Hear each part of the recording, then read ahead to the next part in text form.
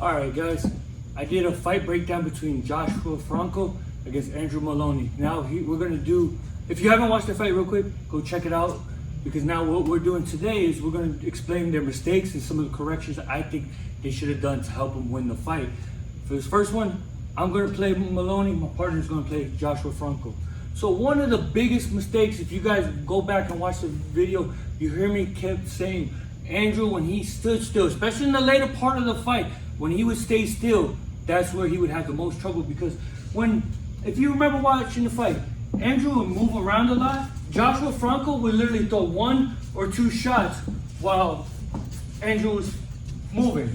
But the moment he stood still, Franco would get confidence and start letting his hands go, whether they were landing or not. Most of them were landing, but there was a few where he would miss.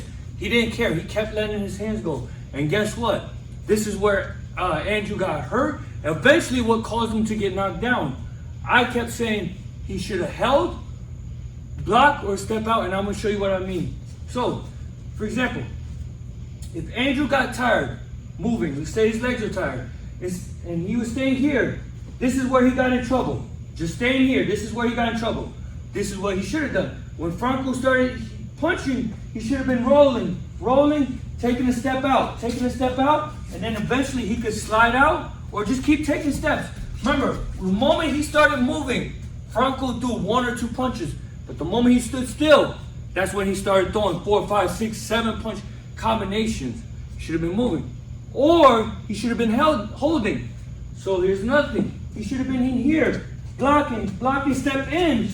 See how he closed the distance? And guess what? He should have held more. I honestly believe, I think they held, I'm not exaggerating, 2 or 3 times in the whole fight. He should have been forcing more exchanges where he could hold. So you saw how I did it? Just roll here, block. You don't have to do nothing. Just roll, step forward, and then reach out and hold. Force the referee to break it up, and guess what? He got the whole ring. He can step around and then move while Franco tries to get him. See, he can start moving around, keeping that distance. That's what I think Andrew should have done. Or there was one more thing I think he could have done as well. Short combinations inside, 2 or 3 shots.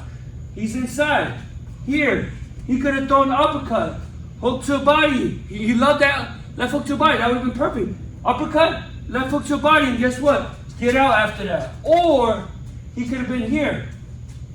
He's letting his hands go. He could have shot a short 1, 2, and then start working his jab, keeping on the outside. And guess what? He gets back out, stops Franco from throwing his hands, and guess what?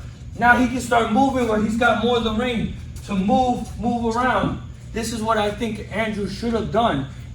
That's what I think would have helped him win the fight, especially on the judges' scorecard, how they had Franco winning by a point. It was very winnable fight for him. So I think if he would have done these little things, he could have kept it and retained his title. The second thing, or another thing that I noticed that Moloney did bad was when he did good. When he would hit, fully extend his arm, keep on the outside, and move, he did beautifully. This is where he went wrong though.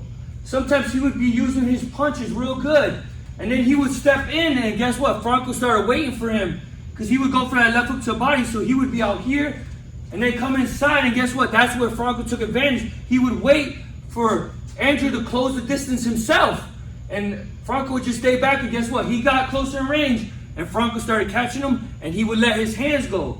So he would come here, and then shoot in, close this, and then that's where he started letting his hands go. Or he would do this also.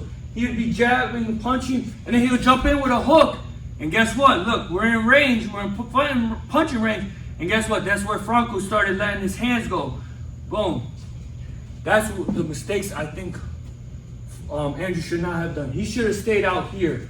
Boom. Fully extend his punches. Let Franco come inside. Even especially when he's tired, just extend his punches. Let Franco do all the work. And guess what? He's coming. Tighten up, body shot, and then get out. Guess what? Back on that jab. Fully extend. Short shots inside and hold. And then guess what? Get back on the outside. He should have been doing more of that. Let Franco, especially in the later rounds, you could see he got tired. Let Franco do the work. You stay on the outside, moving here, moving the hands, getting that full range. And then if somehow you got tired and Franco got inside, guess what? You shoot your short shots, and then you can jab out, or shoot a short combination, fully extend, and then slide out, back to fully extend your punches. I'm back out. I think if he would have done that, he would have made it harder for Franco to let more of his punch combination go. All right, guys, I'm going to play Joshua Franco. My partner here is going to play Andrew Moloney. So one of the biggest mistakes that I saw Joshua Franco doing was he was trying to jab, but watch, especially like mid to the later part of the fight, he would jab, and then he would lean forward like this. His head passing his front knee. He should never have done that, because look, by jabbing, me normal jab, look where my head is, away from him. But by Franco jabbing, look how I'm bringing my head closer to him. And so when he was fighting Andrew, sometimes Andrew would move and he would jab, he would miss because he was out there. So he would jab, he would miss. Another thing was, sometimes he got caught with that right hand. He would jab, Moloney would move just enough, catch him with that right hand. I think Joshua should have been using his legs. And he didn't have to step, or he should have stepped with his jabs. He didn't have to do nothing fast, but just here. See, even if it's a little bit, even if the jabs weren't landing, if Andrew was sliding, even if they missed, you see how he keeps my head away from him. By jabbing, leaning like this, it's catching him off guard. So I think he should have been jabbing here.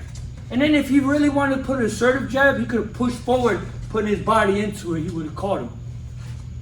Another thing I noticed was Joshua Franco was headhunting too much. I think he should have been attacking the jab to the body more, especially with the jab to the body, because if you saw, there was times where Joshua Franco would land a beautiful jab, catch him, lower the hands just a little bit of Moloney, and then come up with the right hand. There was even a part where I believe he did it 3 times back to back. He caught Moloney doing that. Jab to the body, coming up with the right hand. I think he should have done more of that throughout the fight, working that jab to the body, coming up with the straight right hand, and then throwing combos off that. Because guess what? When, like I explained, Moloney's mistake, when he stood there, that's when Franco would let his hands go. So he should have worked that jab, come up with the right hand, and then let his hands go right after that more. But more so, he should have been attacking the body, because you saw, even though Moloney was tired, give him credit, he had a lot of endurance in his legs that he kept moving in the later part of the rounds. So with someone like that likes to move, that's constantly moving, you have to wear that body down, especially Franco. He only really wanted to exchange when Moloney stood still. So he should have been working that body, especially behind the jab, attacking that body, wear him down. Well, guess what? He's so tired and his legs are worn out. Guess what? We're right here. And then that's where you get to tee off, take full advantage. And then I think if he would have done more of that, he could have stopped Moloney, because he dropped him and hurt him. I think he could have stopped him if he would have worn that, attacked that body, wear him down, slow his legs down. But not only that, guess what? By banging the body, he doesn't know when you're coming up top to the head. So I think he should have mixed it up. Body, head. Head, body should have been kept up and down just like that, off the jab. But like I said, step behind the jab, not. So he should have been here, stepping. So he shouldn't have been leaning, not like this. Stepping, if he didn't feel like he was in range, just step with those jabs and then work right off that. Work, let the hands go. I believe if Franco could have done that, he could have won this fight a lot more convincing in people's eyes and even in the judges' eyes.